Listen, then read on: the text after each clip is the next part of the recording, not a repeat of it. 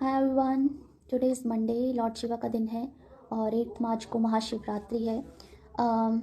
ये time period बहुत overwhelming हो जाता है मेरे लिए क्योंकि हर जगह लॉर्ड शिवा की रील्स होती है and I can feel his presence and his love.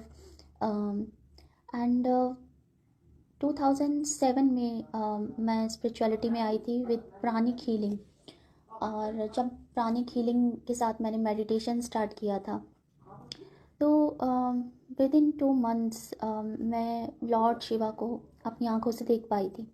हम अपना एक्सपीरियंस तो शेयर नहीं कर सकते और सच कहूँ तो मैं उस वक्त उस एक्सपीरियंस के लिए इतनी रेडी भी नहीं थी। बट उसके बाद ऐसे बहुत सारे एक्सपीरियंसेस रहे ड्रीम्स में जब उनकी प्रेजेंस बार बार फील होती रही।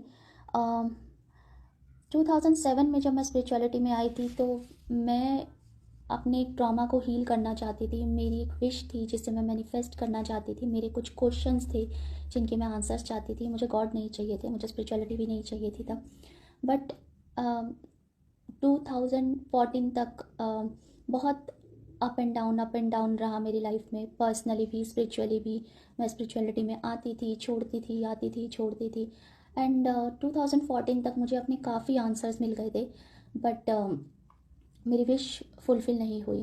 एंड आई न्यू कि वो विश जो थी विदाउट डिवाइन सपोर्ट फुलफ़िल नहीं हो सकती थी क्योंकि उसमें बहुत बड़ा पास्ट लाइफ कर्मा था।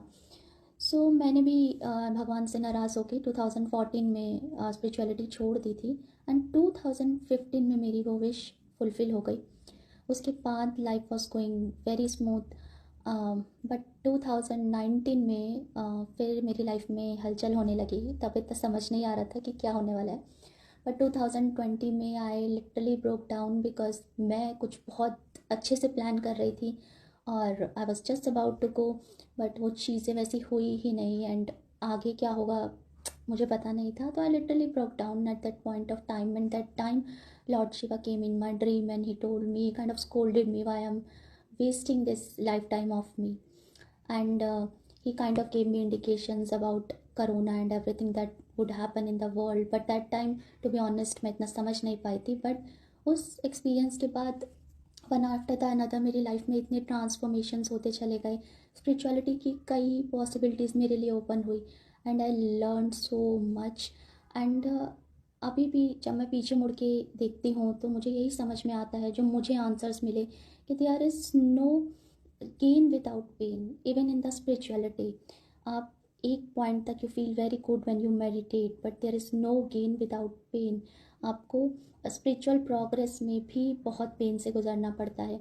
एंड ओवरऑल देखा जाए तो लॉर्ड शिवा के साथ जो भी कनेक्शन रहा, मतलब आई कुड रियली सेंस कि वो कैसे मुश्किल टाइम में हमेशा मेरे लिए खड़े रहे। सो डेफिनेटली इस महाशिवरात्रि में मैं आप लोगों से यही कहूँगी कि अगर आप लाइफ के उस फेस में हैं जब आपको लगता है कि there is nothing forward for me और मेरी लाइफ में क्या ही होगा आगे, तो believe me, go to a temple this Shivratri and surrender yourself to Lord Shiva and pray to guide you on a right path. Believe me, you'll get the right kind of help from Lord Shiva because he is always there listening and helping us. Thank you so much.